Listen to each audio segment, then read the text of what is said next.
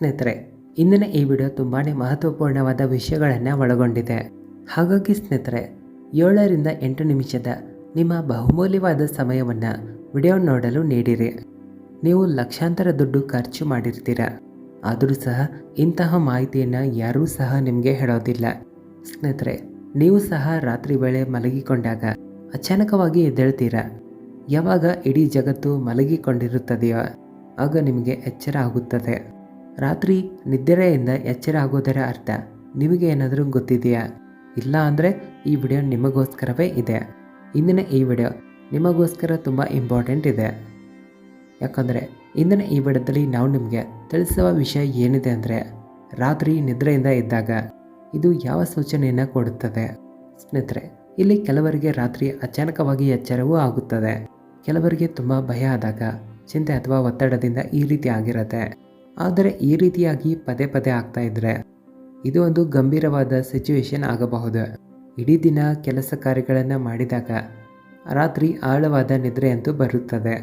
ಒಂದು ವೇಳೆ ಅಚಾನಕವಾಗಿ ನಿಮಗೂ ಸಹ ರಾತ್ರಿ ನಿದ್ರೆಯಿಂದ ಎಚ್ಚರ ಆಗ್ತಾ ಇದ್ರೆ, ಪ್ರತಿದಿನ ಒಂದೇ ಸಮಯದಲ್ಲಿ ಅಚಾನಕವಾಗಿ ಎಚ್ಚರ ಆಗ್ತಾ ಇದ್ರೆ ಇದು ನಿಮ್ಮ ಜೀವನದಲ್ಲಿ ಬದಲಾವಣೆಗಳನ್ನು ತೋರಿಸಿಕೊಡುತ್ತದೆ. ಹಾಗಾಗಿ ಇವುಗಳನ್ನು ನಿರ್ಲಕ್ಷ್ಯ ಮಾಡಬಾರದು. ರಾತ್ರಿ ಪದೇ ಪದೇ ನಿದ್ರೆಯಿಂದ ಎಚ್ಚರ ಆಗೋದೇನು ಸಾಮಾನ್ಯವಾದ ವಿಷಯವಲ್ಲ. ಬದಲಿಗೆ ಇಲ್ಲಿ ಯಾವುದೋ ಅಜ್ಞಾತ ಶಕ್ತಿಯು ನಿಮ್ಮನ್ನು ಸಂಪರ್ಕಿಸುವ ಪ್ರಯತ್ನ ಮಾಡ್ತಾ ಇರುತ್ತೆ ಅಂತ ಅರ್ಥ ಆಗುತ್ತೆ. ನಿಮಗೆ ಅವು ಯಾವುದೋ ವಿಷಯಗಳನ್ನು ತಿಳಿಸಲು ಇಷ್ಟಪಡುತ್ತಿರುತ್ತವೆ. ಇಂಥ ಸ್ಥಿತಿಯಲ್ಲಿ ನೀವು ಎಚ್ಚರ ವಹಿಸೋದು ಇಂಪಾರ್ಟೆಂಟ್ ಇದೆ. ಒಂದು ಮಾತನ್ನು ನೆನ್ಪಿಟ್ಕೊಳ್ಳಿ, ಬೇರೆ ಬೇರೆ ಸಮಯದಲ್ಲಿ ಎಚ್ಚರ ಆಗೋದಕ್ಕೆ ಬೇರೆ ಬೇರೆ ಅರ್ಥಗಳು ಇವೆ. ಇವುಗಳಿಗೆ ಬೇರೆ ಬೇರೆ ಮಹತ್ವ ಕೂಡ ಇರುತ್ತದೆ. ಈ ಎಲ್ಲ ಪೂರ್ತಿಯಾದ ಮಾಹಿತಿಯನ್ನು ವಿಸ್ತಾರವಾಗಿಯೇ ಈ ವಿಡಿಯೋದಲ್ಲಿ ತಿಳಿಸ್ಕೊಡ್ತೀವಿ. ಹಾಗಾಗಿ ವಿಡಿಯೋವನ್ನು ಎಲ್ಲಿಯೂ ಓಡಿಸದೆ ಪೂರ್ತಿಯಾಗಿ 1 ಸೆಕೆಂಡನ್ನು ಮಿಸ್ ಮಾಡದೆ ನೋಡಿರಿ. ಹಾಗೆ ನಿಮ್ಮೆಲ್ಲರಿಗೂ ಯಾವ ಸಮಯದಲ್ಲಿ ಎಚ್ಚರ ಆಗುತ್ತದೆ ಅಂತ ಕಮೆಂಟ್ ಬಾಕ್ಸ್ನಲ್ಲಿ ಬರೆದು ತಿಳಿಸಿರಿ. ಸ್ನೇಹಿತರೆ, ಪ್ರತಿದಿನ ಒಂದೇ ಸಮಯದಲ್ಲಿ ನಿಮಗೆ ಎಚ್ಚರ ಆಗ್ತಾ ಇದ್ರೆ ಇದು ಭಗವಂತನ ಕಡೆಯಿಂದ ಬರುವಂಥ ಒಂದು ಸಂಕೇತ ಆಗಿದೆ. ಹಾಗಾದರೆ ಬನ್ನಿ ಸ್ನೇಹಿತರೆ, ರಾತ್ರಿ ಬೇರೆ ಬೇರೆ ಸಮಯದಲ್ಲಿ ಎಚ್ಚರ ಆದರೆ ಯಾವ ರೀತಿಯ ಅರ್ಥಗಳು ಇರುತ್ತವೆ ಅಂತ ತಿಳಿದುಕೊಳ್ಳೋಣ. ರಾತ್ರಿ 9 ಗಂಟೆಯಿಂದ 11 ಗಂಟೆಯ ಮಧ್ಯೆ ಎಚ್ಚರ ಆದರೆ ಇಲ್ಲಿ ನೂರಾರು ಪ್ರಯತ್ನ ಮಾಡಿದ್ರೂ ಕೆಲವರಿಗೆ ನಿದ್ರೆ ಬರೋದಿಲ್ಲ. ಇಲ್ಲಿ ವ್ಯಕ್ತಿಯು ಯಾವುದೋ ವಿಷಯದ ಮೇಲೆ ಹೆಚ್ಚಾಗಿ ಚಿಂತೆ ಮಾಡ್ತಾ ಇರ್ತಾರೆ. ಅವಶ್ಯಕತೆಗಿಂತ ಹೆಚ್ಚಿನ ಚಿಂತೆ ಇವರು ಮಾಡ್ತಾ ಇರ್ತಾರೆ. ಇಂಥ ಸ್ಥಿತಿಯಲ್ಲಿ ತಂಪಾದ ನೀರುಗಳಿಂದ ಕೈಕಾಲು ಮುಖಗಳನ್ನು ತೊಳೆದು ದೇವರ ಸಕಾರಾತ್ಮಕ ಮಂತ್ರಗಳನ್ನು ಜಪ ಮಾಡಿ ಮಲಗಿಕೊಳ್ಳಿರಿ. ಪ್ರತಿದಿನ ಈ ರೀತಿ ನಿಯಮಿತ ರೂಪದಲ್ಲಿ ಮಾಡ್ತಾ ಹೋದರೆ ಚಿಂತೆಗಳಿಂದ ಮುಕ್ತಿ ಸಿಗೋದಷ್ಟೇ ಅಲ್ಲದೆ ಒಳ್ಳೆಯ ಆಳವಾದ ನಿದ್ರೆ ಕೂಡ ಬರುತ್ತದೆ. ಇನ್ನು ರಾತ್ರಿ 11 ಗಂಟೆಯಿಂದ 1 ಗಂಟೆಯ ಮಧ್ಯೆ ಎಚ್ಚರ ಆಗ್ತಾ ಇದ್ರೆ ಇಲ್ಲಿ ಯಾವುದೋ ವಿಷಯದ ಮೇಲೆ ಆಳವಾಗಿ ನೀವು ಚಿಂತೆ ಮಾಡ್ತಾ ಇರಬಹುದು. ಇದಷ್ಟೇ ಅಲ್ಲದೆ ನಿಮ್ಮ ಮನಸ್ಸು ಅಲ್ಲಿ ಇಲ್ಲಿ ಓಡಾಡ್ತಾ ಇರುತ್ತೆ.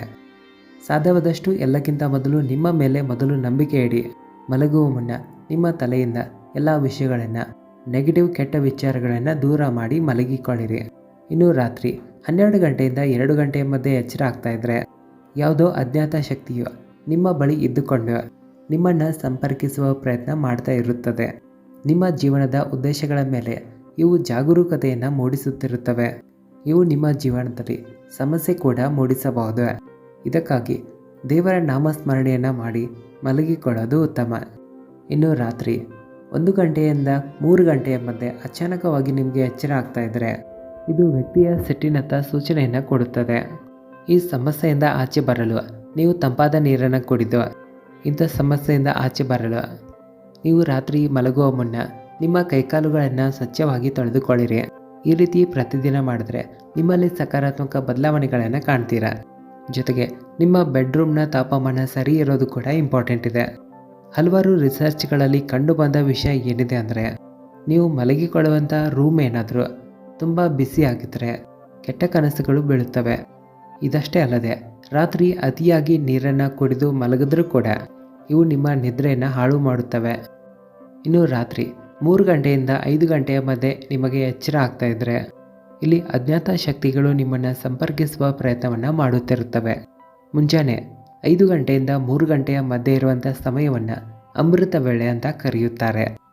ಈ ಸಮಯದಲ್ಲಿ ಹಲವಾರು ಅಲೌಕಿಕ ಶಕ್ತಿಗಳ ಪ್ರಭಾವ ಇರುತ್ತದೆ. ಈ ಶಕ್ತಿಗಳು ನಿಮಗೆ ಅನೇಕ ಪ್ರಕಾರದ ಸಕಾರಾತ್ಮಕ ಶಕ್ತಿಗಳನ್ನು, ಸಂಕೇತಗಳನ್ನು ಕೊಡುತ್ತವೆ.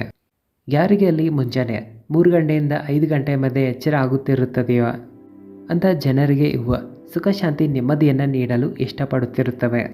ಇವುಗಳ ಜೊತೆಗೆ ಯಾರು ಮುಂಜಾನೆ ಬೇಗನೆ ಎದ್ದೇಳುತ್ತಾರೋ ಮುಂಜಾನೆ ಸಮಯದ ಅದ್ಭುತವಾದ ಲಾಭವನ್ನು ಪಡೆದುಕೊಳ್ತಾರೆ.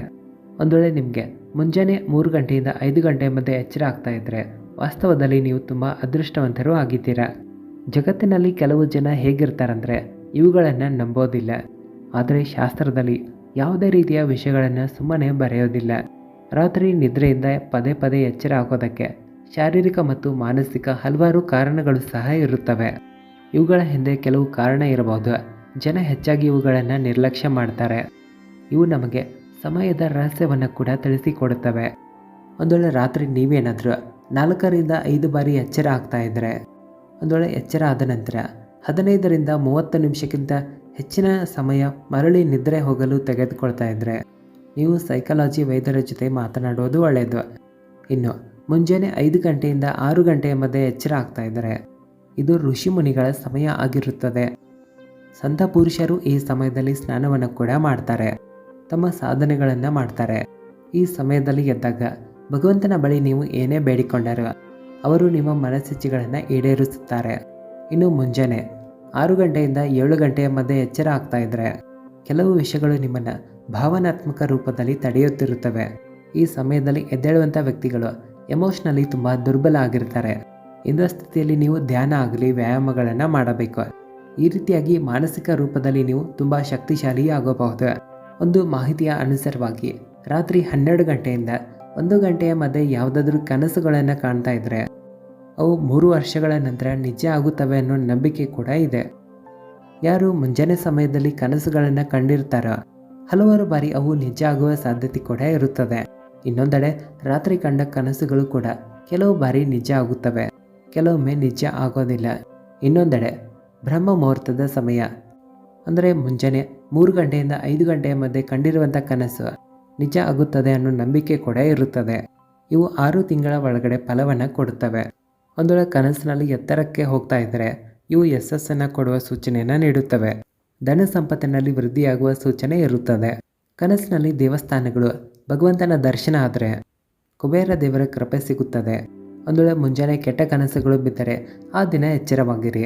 ಸ್ನೇಹಿತರೆ, ನಿಮಗೆ ಯಾವ ಸಮಯದಲ್ಲಿ ಎಚ್ಚರ ಆಗುತ್ತದೆ ಅಂತ ಕಾಮೆಂಟ್ ಮಾಡಿ ತಿಳಿಸಿ.